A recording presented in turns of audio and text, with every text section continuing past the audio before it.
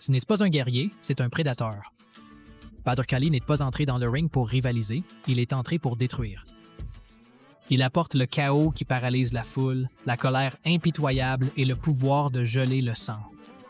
C'est une idole, une bête que tout le monde craint. Mais en dehors du ring, il est plus dangereux. Scandals, arrestations, expulsions. Une légende forgée dans la gloire et le chaos, c'est l'histoire du taekwondo le plus effrayant de l'histoire et de l'enfer qui l'a toujours suivi. Je vous serais très reconnaissant si vous pouviez laisser votre like et vous abonner, ainsi nous pourrons continuer à partager plus de vidéos. Sans grande chose, commençons. Bader Hari est né le 8 décembre 1984 à Amsterdam, fils d'immigrés marocains venus aux Pays-Bas à la recherche d'une vie meilleure. Il a grandi près de Volwijk, une région marginalisée durement frappée par la pauvreté, le chômage et la discrimination. Dès son plus jeune âge, Batel était explosif, rebelle, violent et totalement incontrôlable. Il déteste les règles, rejette l'autorité et son tempérament peut passer de 0 à 100 en une seconde. À l'âge de 7 ans, il a commencé à jouer au kickboxing pour évacuer sa colère, mais il n'a pas fallu longtemps pour transformer le sport en arme. Il était cruel, ses coups avaient la force d'un adulte et ses yeux ne montraient pas la peur. À 11 ans, il renversait des enfants plus âgés. À 13 ans, il s'entraîne avec des adultes. C'est une bête adolescente. Son idole est le légendaire bûcheron néerlandais Peter Aerts. Pas à jurer qu'un jour, il ne le rattraperait pas seulement, mais il le dépasserait. Ce n'est pas de l'arrogance, mais de la foi.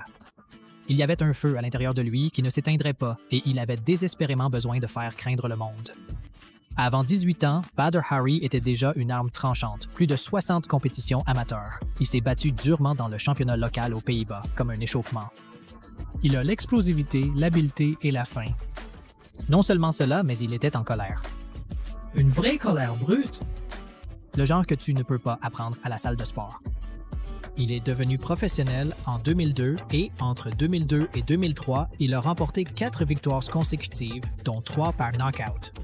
Son nom commence à résonner en Europe. La presse l'appelle un génie féroce, ses adversaires l'appellent une bête.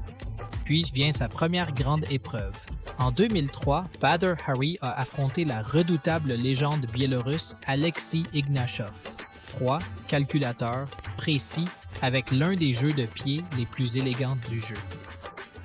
Ignachov était un mur, et Bader l'a heurté cette nuit-là. Dès le premier tour, c'est un match d'échecs où les deux côtés échangent des coups intelligents, des recherches, des calculs. Au second tour, le combat est resté nul. Coup de pied d'Ignachov, coup de poing puissant de Hari.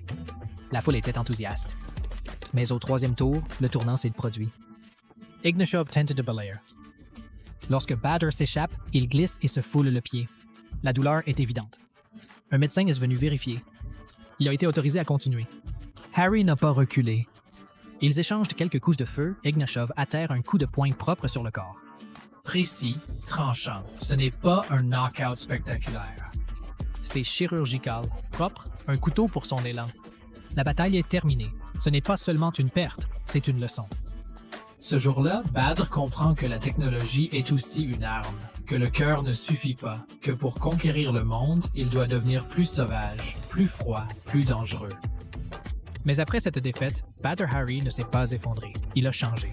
Il n'est pas rentré chez lui en pleurant. Il a juré d'être plus cruel, plus impitoyable et plus dominant que jamais. Il l'a prouvé. Son prochain adversaire est Asia Kaddu. Cette nuit-là, Bader est entré dans le ring, les yeux remplis de flammes. Dès la première seconde, c'est un massacre contrôlé. Kaddu tentait de riposter, mais le coup de Hari est plus rapide, plus lourd et plus mortel. Ce genou, mon Dieu, son genou était comme une lance dans le ventre. À la fin du premier tour, après une brutale attaque sur le cadavre, Kaddu tombe. Il se leva hésitablement et fut sauvé par la cloche. Mais le second tour n'a pas montré de pitié. Les batteurs continuent à travailler, genou par genou, point par point, jusqu'à ce que l'arbitre n'ait d'autre choix que de s'arrêter.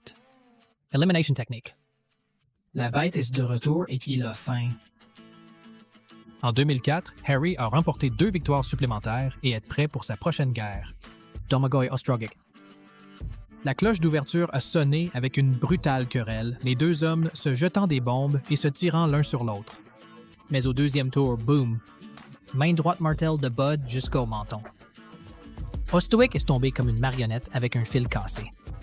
La foule a explosé, pas besoin de compter. Une autre victime, une autre carrière écrasée. Battre Harry n'est plus une promesse, il est une menace.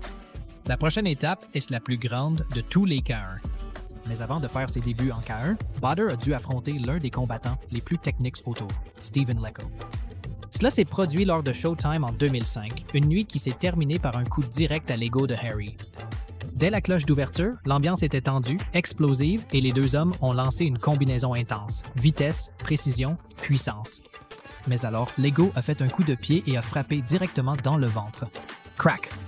L'impact, c'est clair et trop précis. Harry tomba à genoux, tremblant. L'arbitre a compté. Harry tente de se relever, mais il ne peut pas faire un knockout pour Lecco. C'était la première fois depuis des années que Bader avait été renversé, non pas par un barbare, mais par un vétéran de la chirurgie. Cette défaite a blessé son ego, son esprit, son âme. Mais la vengeance vient vite.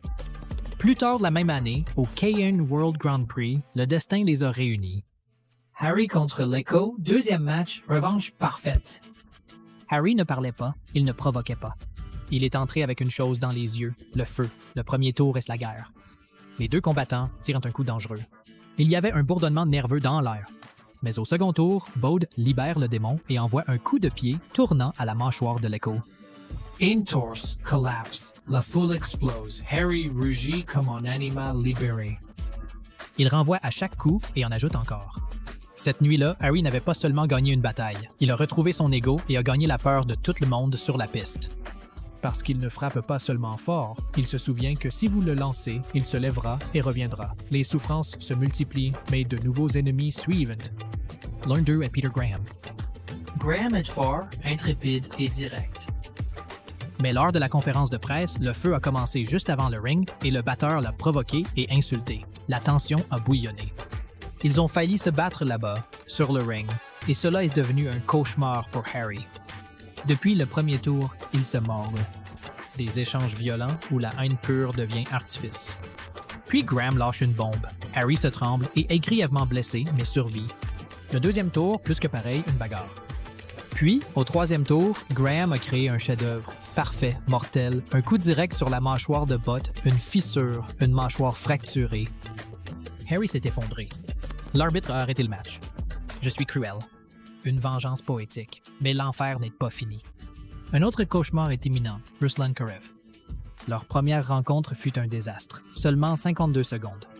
C'est le temps qu'il faut à Clive pour détruire Harry, coup de poing et coup de pied, 10 comptes. C'est fini. Le chaos s'installe. Il a failli se battre.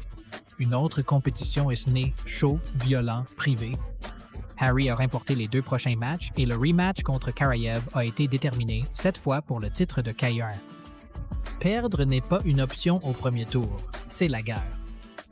Un commerce impitoyable et en colère, pas de peur, pas de souffle. Au second tour, Karayev a accéléré son rythme.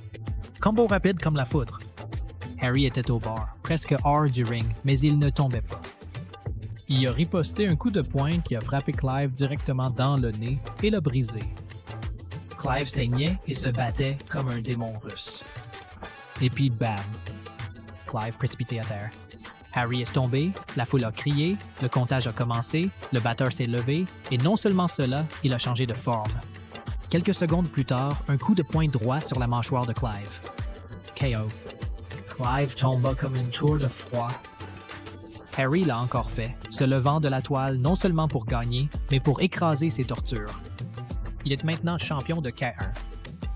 Le batteur ne fait pas seulement tomber les gens, il revient. Il a survécu, il s'est vengé. C'est le taekwondo le plus effrayant du monde. Si vous avez apprécié cette vidéo, merci de laisser un j'aime et de vous abonner pour plus de contenu. À la prochaine vidéo!